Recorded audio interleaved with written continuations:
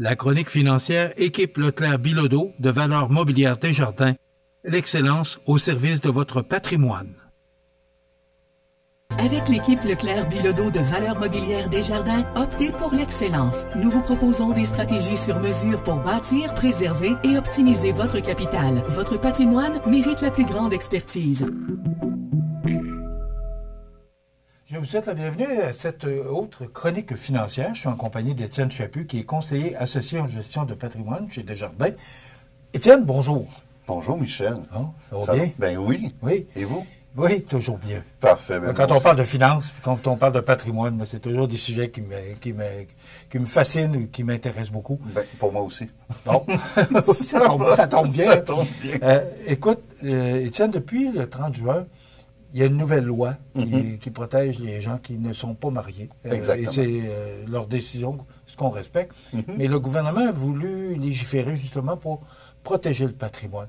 Exactement. D'abord, parlons de l'union parentale. Qu'est-ce qu'il y en a exactement? Oui, c'est ça. On en a déjà parlé, mais en résumé, c'est vrai, l'union parentale, c'est depuis le 30 juin, donc à la naissance d'un enfant ou à l'adoption d'un enfant, depuis le 30 juin 2025, on est régi par ce nouveau régime-là. Donc, c'est un régime qui couvre les biens de la famille. Donc, la résidence familiale, les biens meubles et les véhicules utilisés pour la famille. Donc, c'est bien important. Et en même temps, c'est un élément que je trouve important que le gouvernement a apporté. Donc, protéger l'union familiale, même si on n'est pas marié. Quand on parle de couverture pour le patrimoine familial, qu'est-ce que ça veut dire exactement? Bien, c'est qu'en cas de séparation, on ne peut pas faire... La personne qui serait propriétaire de la maison ou des véhicules ou des biens meubles, même si elle est propriétaire unique, ne peut pas faire ce qu'elle veut. Donc, ça veut dire qu'en cas de séparation, il doit avoir un élément de discussion parce que c'est supposé être partagé à 50-50. Donc, tout ce qui est la maison, les véhicules et les biens meubles doit être partagé à 50-50. Donc, depuis l'entrée en vigueur de ce nouveau régime-là. Donc, ça sécurise les enfants, ça sécurise aussi les conjoints. Donc, pour avoir une certaine protection, fait que si jamais, par exemple, un couple se séparerait, même si c'est un des deux qui est propriétaire de la maison, bien, l'autre personne ne peut pas se faire mettre dehors, comme ça. Donc, il y a des procédures et puis en même temps, la séparation doit être faite conformément au régime. Ça fait qu'il faut y réfléchir un peu plus avant d'avoir un enfant, parce que dans un couple, bien là, on commence à avoir des droits et des obligations l'un envers l'autre. Donc, on avait déjà les droits des enfants, donc la pension alimentaire pour les enfants est là depuis plusieurs années. Donc, ça, c'est pas touché. Mais là, en plus, on ajoute certains éléments qui protègent l'union du couple, là, donc la cellule parentale. Bon, Étienne, dans le temps, on parlait de société d'accueil, de séparation de biens, de communauté de biens. Est-ce que ces régimes matrimoniaux-là, justement, par rapport à cette nouvelle loi là, qui a passé le 30 juin dernier, sont encore en vigueur? Oui, ils sont encore en vigueur. Donc, c'est très bien que vous en parliez parce que le cœur de toute la loi sur la famille, c'est vraiment le régime, pardon, je vais retrouver le patrimoine familial. Excusez, je perds mes mots des fois. Donc, la loi sur le patrimoine familial, c'est une loi qui est entrée en vigueur en 1989 pour protéger l'union familiale, mais quand on est marié ou uni civilement. Donc, c'est pour ça qu'il n'y avait rien qui couvrait les conjoints de fait, de là le nouveau régime d'union parentale. Donc, c'est ça. Pour faire un lien avec les patrimoines familiaux, donc, un lien avec les régimes matrimoniaux, la loi sur le patrimoine familial, c'est l'élément de base. Donc, toutes les personnes qui sont mariées et unies civilement sont soumises à ce régime-là. Donc, le régime du patrimoine familial, comme on a parlé tantôt, ça inclut la maison, ça inclut les autos, ça inclut les biens meubles de la maison utilisés pour la famille. Et ce qu'on ajoute, vu que lorsqu'on est marié, on doit avoir un élément de protection pour le conjoint, ça ajoute tous les régimes de retraite et les REER. Donc, quand on est marié ou uni civilement, l'élément de base, 50% de tout ce qui est utilisé pour la famille, maison, auto et biens meubles, ainsi que les régimes de retraite. Donc, c'est ces éléments-là qui sont couverts dès le mariage. Donc, les régimes matrimoniaux demeurent. Le régime matrimonial demeure et vient par-dessus le régime de patrimoine familial. Parce que le patrimoine familial, c'est tout le monde, peu importe le régime matrimonial, c'est tout le monde qui est couvert par les éléments de base. Mais vu qu'il y a le régime patrimonial, puis on parlait des éléments utilisés pour la famille, on n'a pas parlé des autres éléments. Donc, qu'est-ce qui advient du CELI? Qu'est-ce qui advient des autres biens, des entreprises?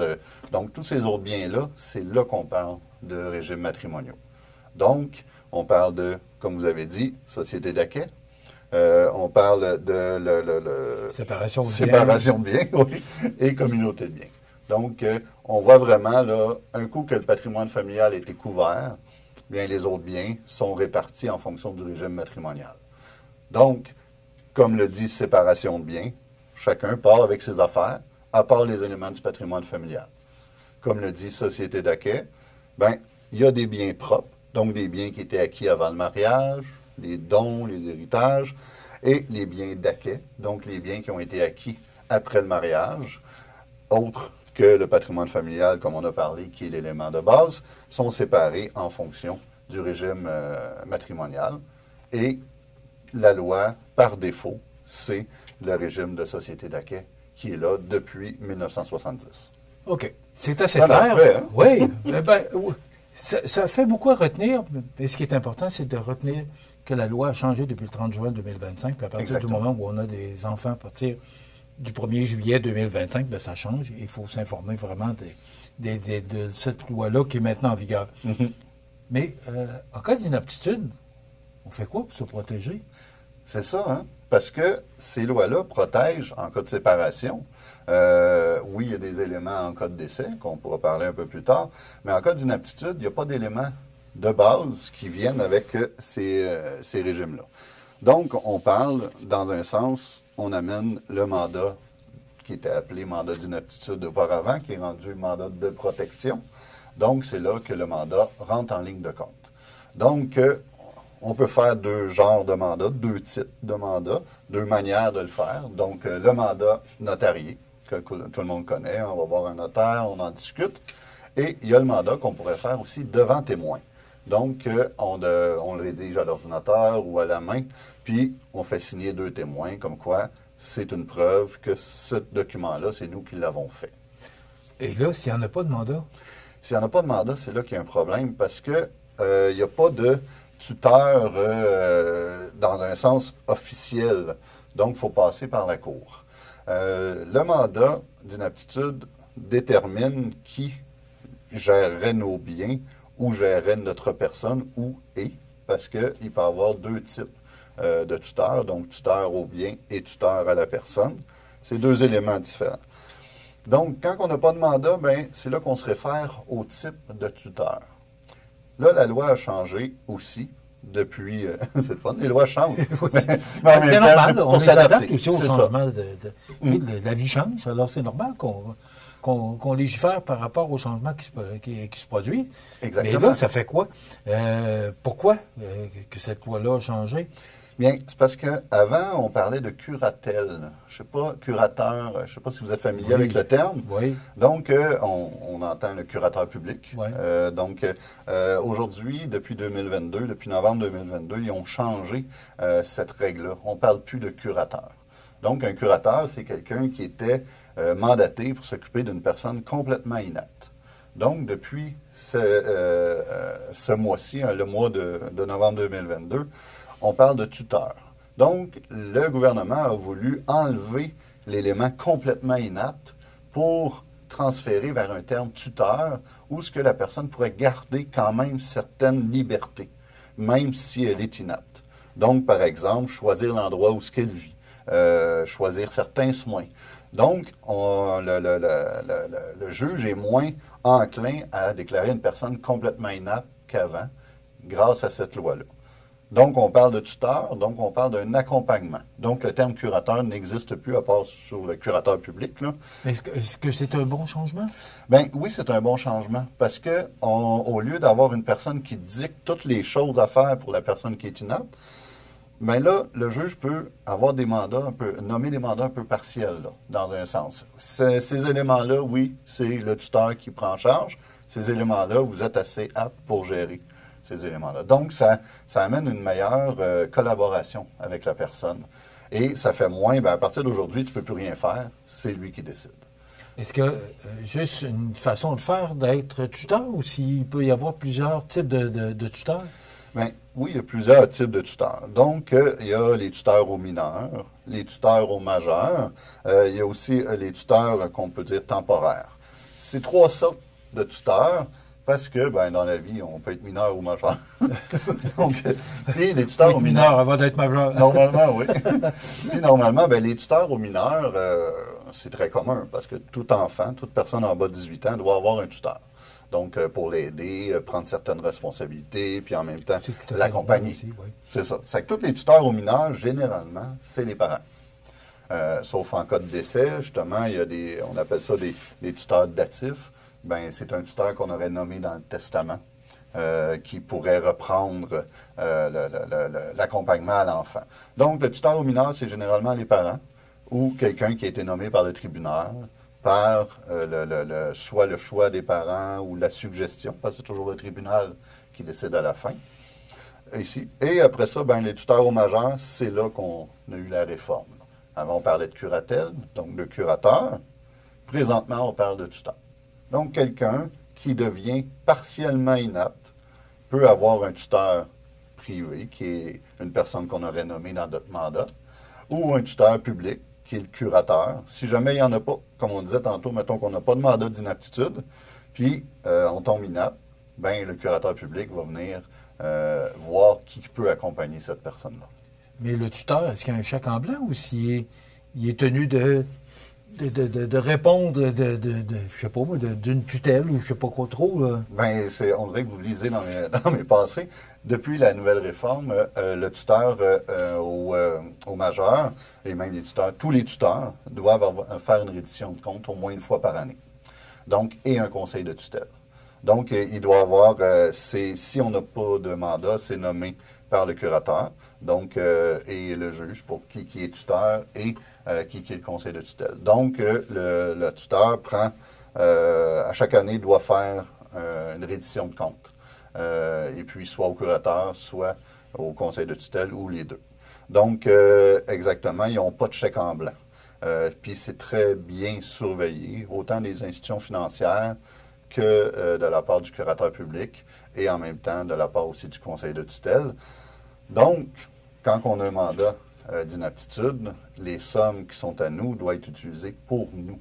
Donc, ne peut pas être utilisées pour d'autres. Donc, même si on est tuteur, dans ce cas-ci, on ne peut pas faire de virement vers notre compte en disant « Hey, j'ai payé des choses pour telle personne, je me rembourse. » Il y a beaucoup de règles qui surveillent que la personne qui est inapte ou partiellement inapte soit capable de bien vivre avec ces sommes. Mais là, est-ce que dans ce temps-là, ça prend une procuration? C'est quoi le document que le tuteur peut avoir pour être capable d'agir? Bien, c'est ça. C'est que lorsque la personne est jugée partiellement inapte ou inapte, dans le cas d'un mandat, il faut, comme vous avez dit, faire une procédure pour que le mandat soit homologué. Donc, ça s'appelle l'homologation. Ça peut prendre plusieurs mois, même 1 an. Donc, vous avez raison. Qu'est-ce qui se passe entre le temps où la personne devient un peu inapte? Parce que c'est pas comme un décès. Hein. On est vivant, mais on est mort. Une inaptitude, ça progresse. Donc, ça veut dire qu'une personne qui deviendrait inapte pourrait attendre jusqu'à 1 an avant que le tuteur inscrit sur le mandat prenne la place. Donc, c'est de là qu'on appelle un tuteur provisoire ou temporaire. Donc, le juge peut prendre la procuration qu'on avait, parce que la procuration n'est plus valide quand on est inapte, mais prendre la procuration et dire, avant que tout devienne homologué, oui, toi, tu peux agir comme tuteur pour cette personne-là. Donc, la zone tampon, là, entre le fait qu'on est apte et le fait qu'on est complètement inapte, qui prennent ou déclaré inapte, souvent, c'est la procuration qui est là pour en support. C'est important. On regardera la procuration dans une autre rencontre, mais c'est important d'avoir une procuration aussi en même temps qu'un mandat d'inaptitude. Et on parlera aussi ce qui peut arriver en cas de décès. Là, on pourra en parler dans la prochaine chronique. C'est intéressant, mais comme vous voyez, les lois changent. les façons de faire changent. Alors, ce qui est important, c'est de faire justement affaire avec un professionnel comme Étienne pour être sûr que vous êtes dans les règles, là, pour protéger vous, aussi votre famille et tous vos proches, puis vos biens aussi. Étienne Chaput, conseiller associé en gestion du patrimoine. Vous pouvez rejoindre Étienne par cellulaire au 514-867-9293 ou encore par courriel etienne.chaput@desjardins.com.